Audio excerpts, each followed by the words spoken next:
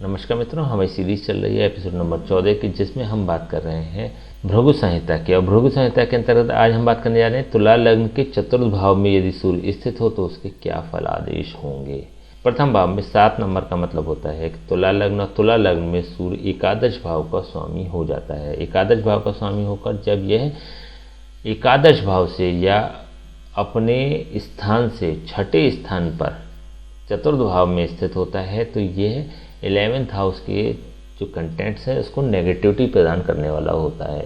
11th house का जो मुख्य रूप से कंटेंट होता है वो होता है इच्छा पूर्ति का कारक होता है, लाभ का कारक होता है, प्रॉफिटेबिलिटी का कारक होता है। तो यहाँ पर व्यक्ति के संघर्ष की स्थिति को ये दिखाता है। और यहाँ पर भी यह अपने शत्रु की राशि में स्थित है। शनि होता है सूर्य का शत्रु, मकर राशि है, मकर राशि का स्वामी है शनि, और शनि सूर्य का परम शत्रु है। तो यहाँ पर ये चतुर्थ भाव को तो डैमेज कर ही देगा, पूरी तरह से क्षतिग्रस्त कर देगा। और 11th हाउस के भी सापेक्ष देखें तो भी ये लाभ में कमी करने का प्रयास करता है। तो न तो ये एकादश भाव के सापेक्ष अच्छा है, न ये चतुर्थ भाव के सापेक्ष अच्छा है। चतुर्थ भाव होता है माता का, भूमि का, भवन का, वाहन का। तो इनसे संबंधित या चतुर्थ भाव से संबंधित और भी कंटेंट्स, 11th हाउस से संबंधित और भी कंटेंट्स जो भी होते हैं उसकी हानि करने वाला ये बन जाता है। लेकिन यहाँ से जो इसकी दृष्टि है वह दृष्टि है दशम भाव पर, और दशम भाव में इसकी मित्र की राशि है। यहाँ पर चंद्रमा की राशि है, कर्क राशि, और कर्क राशि पे जब सूर्य दृष्टि देता है तो यह दशम भाव अर्थात प्रोफेशनली व्यक्ति को सेटल्ड कर देता है, प्रोफेशनली व्यक्ति का डेजिग्नेशन अच्छा प्रदान करता है। लेकिन चतुर्थ भाव के सापेक्ष अगर देखें, चतुर्थ भाव या लाभ के सापेक्ष देखें तो व्यक्ति सेटल्ड तो होता है, लेकिन उसको अपनी मेहनत के हिसाब से, उसकी अपनी क्षमताओं के हिसाब से, उसकी अपनी परफॉर्मेंस के हिसाब से उसको आउटपुट्स नहीं मिलते, उसको जॉब नहीं मिलती। तो प्रोफेशनली सेटल्ड होगा, एक अच्छी पोजीशन में भी होगा, एक अच्छी स्थिति में भी होगा, लेकिन दिखावा अधिक होगा, प्राप्ति कम होगी।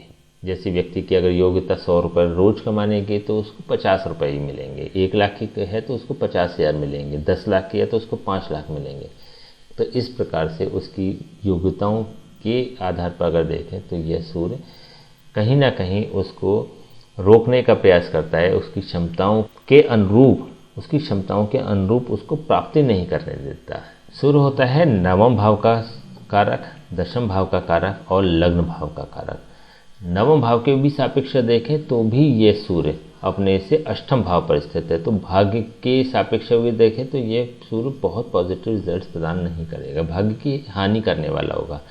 जैसे अभी हम बात कर चुके हैं दशम भाव के सापेक्ष, वही स्थिति होगी कि भाग्य साथ नहीं देगा। दशम भाव के सापेक्ष अगर देखें इसको तो यह सूर्य अपने से सप्तम भाव में स्थित है। तो इस मामले में ये पॉजिटिव है, लेकिन क्योंकि दृष्टि इसकी पड़ रही है और तो स्थिति वही आती है जो हम पहले बात कर चुके हैं कि पोजीशन बहुत अच्छी होगी, डेजिग्नेशन बहुत अच्छा होगा, लेकिन प्राप्ति बहुत अच्छी नहीं होगी।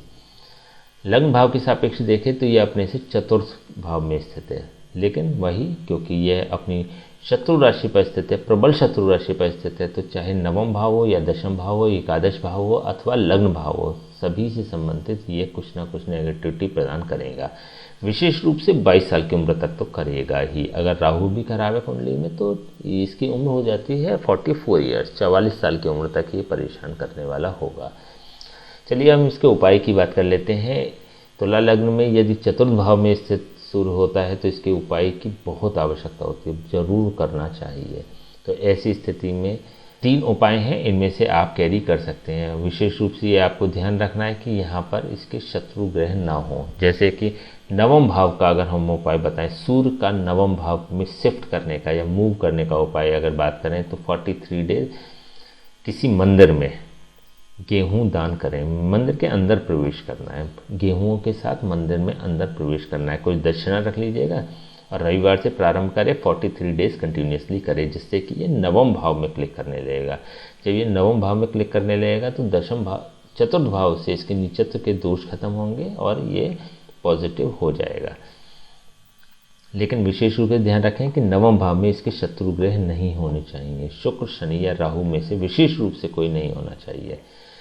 दूसरा उपाय कर सकते हैं कि महिलाएं अपने दाएं हाथ की कलाई में और पुरुष अपने बाएं हाथ की कलाई में तांबे का कड़ा धारण करें, जिससे ये तृतीय भाव में क्लिक करने लगेगा और चतुर्थ भाव से इसके प्रभाव समाप्त होंगे या कम होंगे। यहाँ पर भी ये विशेष ध्यान रखना है कि इसके शत्रु ग्रह स्थित ना हो। तीसरा उपाय कर सकते हैं कि महिलाएं अपने बाएं हाथ की कलाई में और पुरुष अपने दाएं हाथ की कलाई में तांबे का कड़ा धारण कर लें, जिससे कि यह तृतीय भाव को क्लिक करने लगेगा और चतुर्थ भाव से इसके प्रभाव समाप्त होंगे या कम होंगे। लेकिन यहाँ भी वही ध्यान रखना है कि यहाँ पर इसके शत्रु ग्रह ना हो। तो इन तीनों में से जो भी आपको उपयुक्त लगे वो आप उपाय कर सकते हैं, जिससे कि चीज़ें में सरल होगा और चीज़ें बेहतर होंगी और सूर्य पॉजिटिव वर्क करेगा कुंडली में। ठीक है, तो आज हमने बात करी तुला लग्न के चतुर्थ भाव में ये सूर्य स्थित हो तो उसके क्या फलादेश होंगे। नेक्स्ट वीडियो में बात करेंगे कि तुला लग्न के पंचम भाव में यदि सूर्य स्थित हो तो उसके क्या फलादेश होंगे। तब तक के लिए हमें आज्ञा दीजिए। नमस्कार।